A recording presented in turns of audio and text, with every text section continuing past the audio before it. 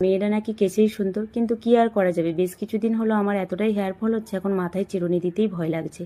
এখন সন্ধ্যের সময় সানাকে একটু সামনের মার্কেটে পাঠিয়েছিলাম যে তোমাদের যা খাবার দাবার লাগবে তুমি কিনে নিয়ে চলে আসো। ও দেখছি 3 ব্যাগ বিস্কিট নিয়ে চলে এসেছে।